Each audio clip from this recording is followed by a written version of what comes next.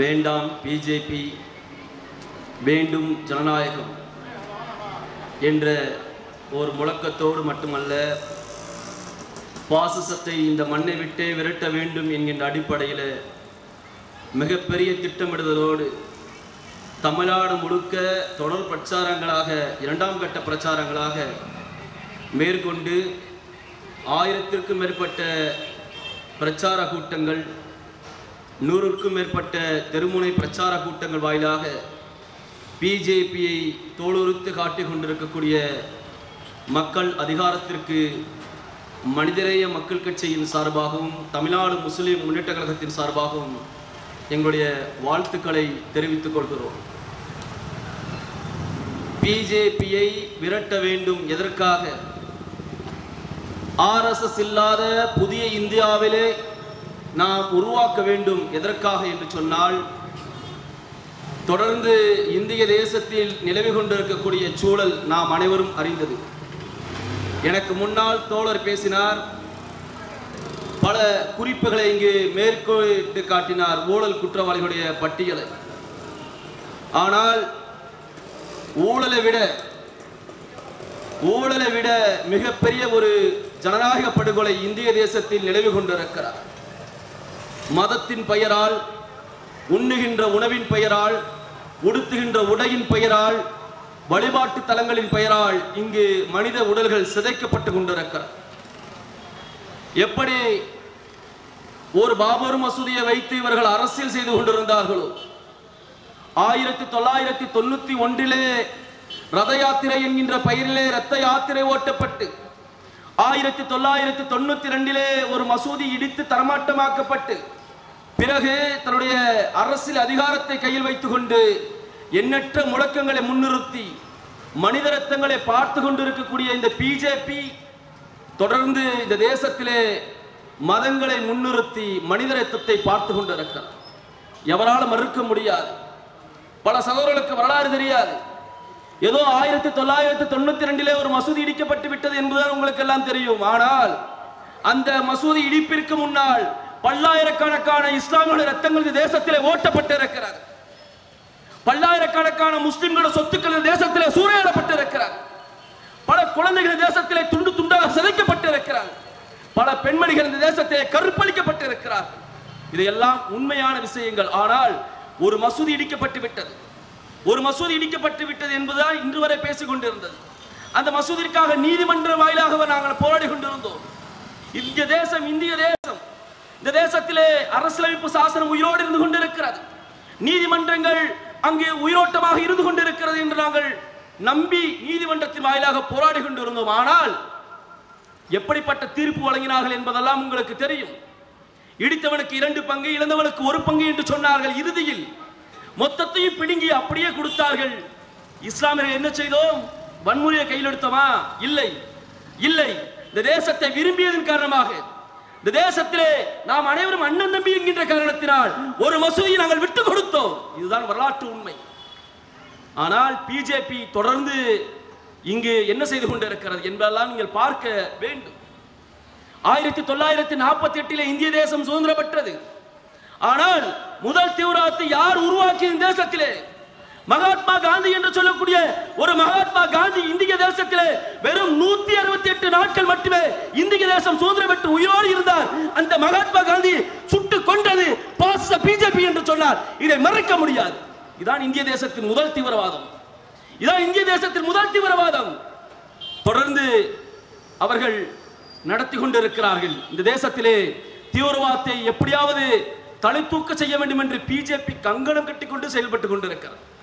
2004 குஜராத்தினுடைய இனப்படுகொலை உங்களுக்கு தெரியும். பல்லாயிரக்கணக்கான இஸ்லாமியர்கள் இந்த தேசத்தில் துண்டு துண்டாக சிதைக்கப்பட்டார்கள். பெண்கள் கற்பழிக்கப்பட்டார்கள். குழந்தைகள் கொல்லப்பட்டது இதே இந்திய தேசத்திலே. நான் வாழ்ந்து கொண்டிருக்கக்கூடிய இதே இந்திய தேசத்திலே தொடர்ந்து இன்று வரை ஜனநாயகத்தை பற்றி பேசினால் உத்தரப்பிரதேசத்தில் நீங்கள் எல்லாம் பார்க்கலாம்.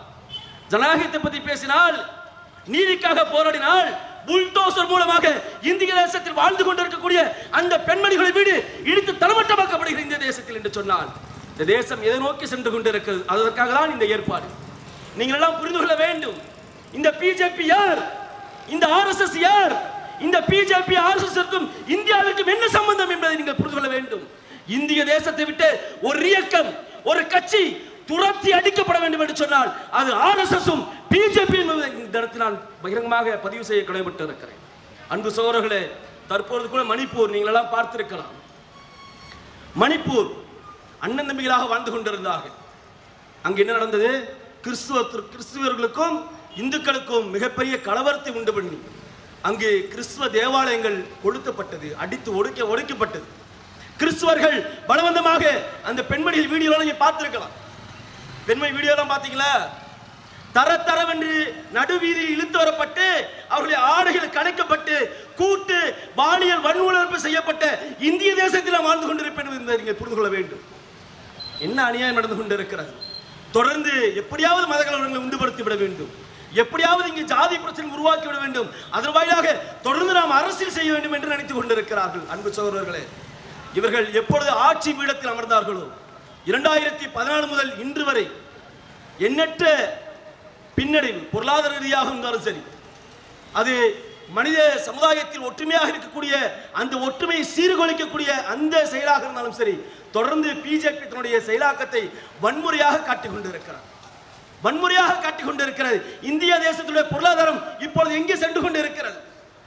சிறு சிறு நாடுகள் மேலே போய் கொண்டிருக்கிறது, நாம் பின்தங்கி வந்து கொண்டிருக்கிறோம். கேட்டால் என்ன சொன்னார்கள்? நாங்கள் ஆட்சி பீடத்தில் அமர்ந்தால் 1,00,000 இளைஞர்களுக்கு நாங்கள் வேலை வாய்ப்பு தருவோம் என்று சொன்னார்கள். கொடுத்தார்களா? ஒவ்வொரு அக்கௌண்டிலும் கருப்பு பணத்தை ஒழித்துவிட்டு உங்களுடைய அக்கௌண்ட்ல 15 லட்சம் போடுன்னு சொன்னாங்க. போட்டாங்களா சகோதரா? உங்க அக்கௌண்ட் வந்துச்சா? எதுவுமே வரல. ரூபா நோட்டில் ஒழிச்சாங்க. எனக்கு முன்னால் பேசின தோழர் சொன்னார், ஒரே இரவில் ரூபா நோட்டுகள் மாற்றப்பட்டது என்று சொன்னார். நான் அதில் மாறுபடுகிறேன். ஒரே இரவில் மாற்றப்பட்டது ஏழைகளுக்கு மட்டுமே, அது பணக்காரர்களுக்கு கிடையாது. இது திட்டமிட்ட ஒரு படுகொலை கூட என்று சொல்லலாம். ஏழைகள் தான் அங்கு வங்கி வாசல் நின்று உயிரை விட்டார்கள் தவிர எந்த செல்வ சீமாட்டிகளும் இந்திய தேசத்தில் உயிர் விட்டதாக நாம் கற்பனை கூட செய்து பார்க்க முடியாது. இது தொடர்ந்து ஒரு திட்டமிடுதலோடு சென்று கொண்டிருக்கிறார்கள். இவர்களால் எதையுமே சாதிக்க முடியவில்லை. இளைஞர்களுக்கு வேலை வாய்ப்பு தர முடியவில்லை, கள்ள நோட்டுகளை ஒழிக்க முடியவில்லை, இந்திய தேசத்தை பொருளாதார ரீதியாக முன்னேற்ற பாதைக்கு கொண்டு செல்ல முடியவில்லை. ஆனால் இவர்கள் செய்தது எல்லாம் ஒன்றே ஒன்றுதான். இந்திய தேசத்தில் மிகப்பெரிய மத மோதல்களை உருவாக்கி பல்லாயிரக்கணக்கான மக்களின் ரத்தங்களை பார்த்திருக்கிறது பிஜேபி. அதற்கு தான் தொடை தெரிய வேண்டும் என்று சொல்கிறோம். காலமாக வாழ்ந்து கொண்டு வந்த காஷ்மீர் நிலை தற்பொழுது என்னவாக இருந்து கொண்டிருக்கிறார்?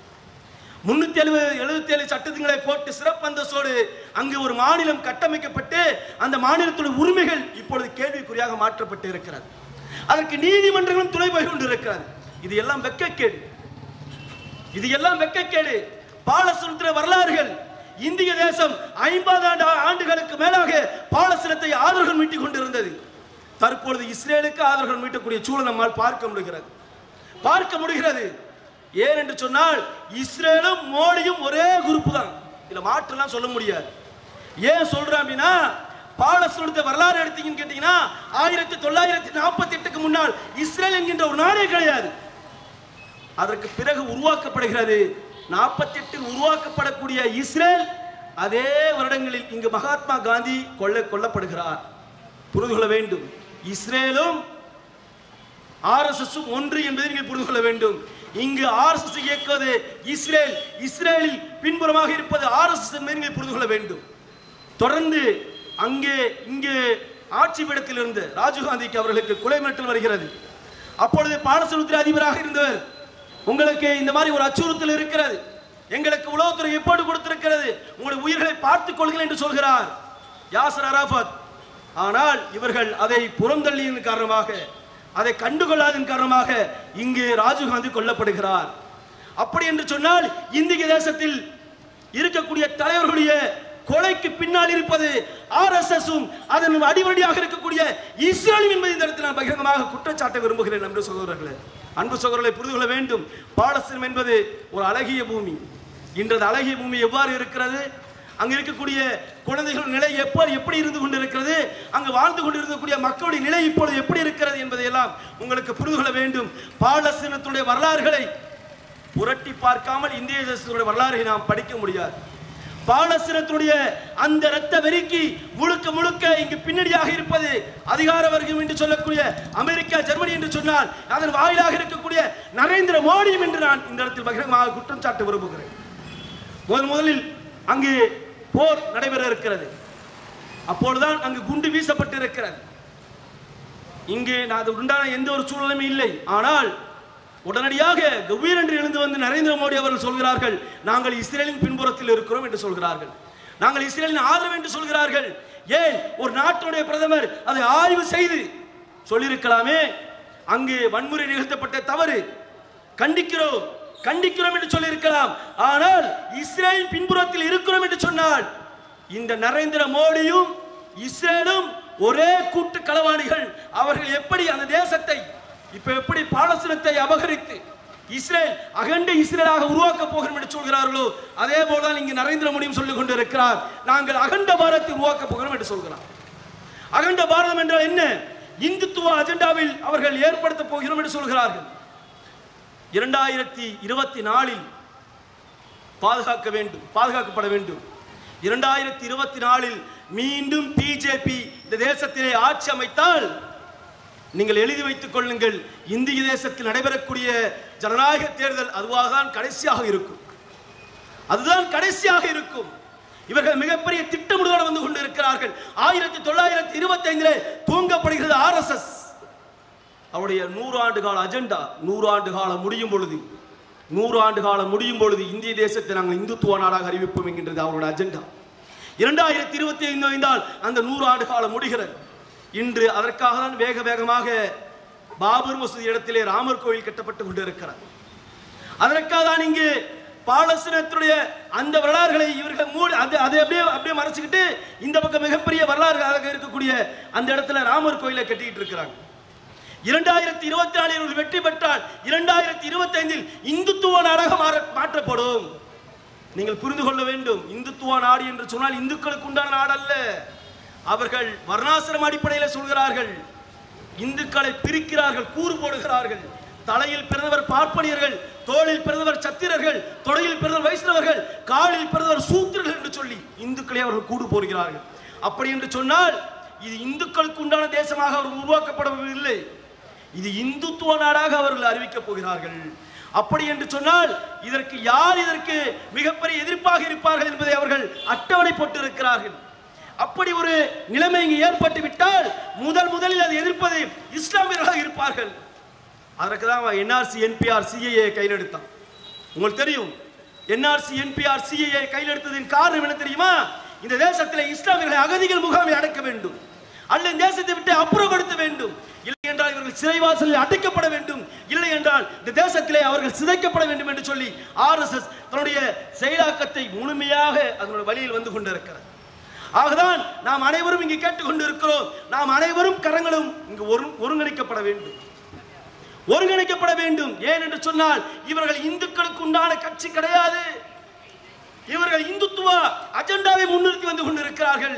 தேசத்தை எப்படியாவது காவிமயமாக ஆக்க வேண்டும் என்று விரும்புகிறார்கள்.